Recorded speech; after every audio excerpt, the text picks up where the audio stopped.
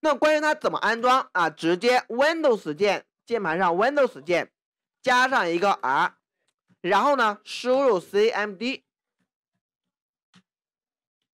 进入到我们这个命令行里面，输入安装指令 pip insert request， 或者说输入一个回车就可以了，再或者说输入 pip insert 安装 L 叉面一个回车就可以了。这个呢是我们关于第三方库的一个安装。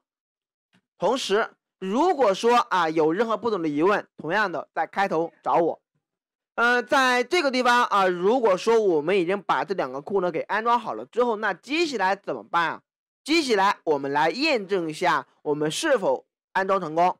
比如说通过 input， 在 Python 这门语言当中是通过 input 来导入我们所安装的所有的第三方库的 request。我们清晰的可以看到，这个 request 库呢已经成功的导入过来了，而且也没有报错哦。接下来再安装另外一个 from 导入当中的一个 L 叉面 input 实现里面的一个 ETIE， 这个里面所包含的内容就是我们的 Charpatch， 这实现了它里面的一个模块。OK， 这两个内容我们如果说成功的把它导入到当前的工程当中了，那么我们接下来的第一步，咱们写爬虫呢，我们把它分为3步。第一步呢是要请求网络获取网络返回的数据。第二步要对这个网络中的数据要进行解析获取到的网络数据，对不对？那第3步就是说，如果这个解析到的数据你已经成功了解析出来了，那你是不是要对这个解析的内容进行保存呀？ OK， 对解析的数据进行保存。 OK， 这个就是我们爬虫当中的3部曲，我们把它简称为程咬金的3板斧，左一下右一下中间再来一下。OK， 那接下来我们要做一个点，咱们先实现它的第一步。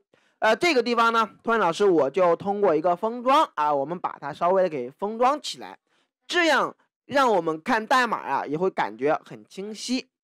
我们接下来应该怎么处理呢？首先 request 我们导入了这个模块，点 get 请求获取这个模块，这个获取是什么？是 URL。这个 URL 是什么？是链接，也就意味着你请求哪个网址，你就把哪个网址的链接丢到这个里面。比如说我们现在请求的这个页面，它的页面链接是这个网址，那我们把它拿过来可以吗？可以的。或者说如果你想拿取多个的话，你想一直比如说我们点击第2页，点击第3页 OK， 大家有没有发现它的文字发生一些变化了？最后的这个文字变成2了，再点个3，它是不是变成3了？那么我们拿这个网络链接可以吗？当然可以了。声明 URL 等于我们刚才获取到了这样的一个链接，但是这个链接我们需要把它写活，因为我们不仅仅只是为了爬取当前第1页的一个元素，我们需要抓取多个，对不对？需要抓取多页数据。但是呢没有关系没有关系，随便改随便改。但是在这个地方我们稍微的先把它给处理一下那接下来我们再来运行，咱把这个 URL 丢到这个里面，丢完之后呢，我们给它请求一个模块，比如说 HTML， 写个变量名 content decode 解码。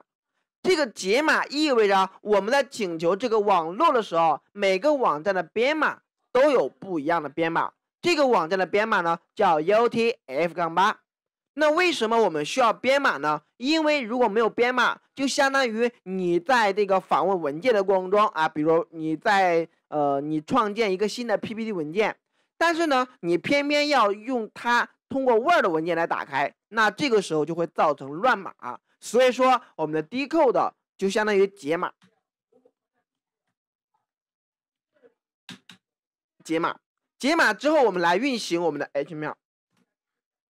那么当这个时候我们在运行的时候，我们会发现，这个时候在我们的控制台当中输入的所有的内容，其实呢跟我们现在所看到的这个界面当中的内容是一模模一样的，哎，没有任何的区别。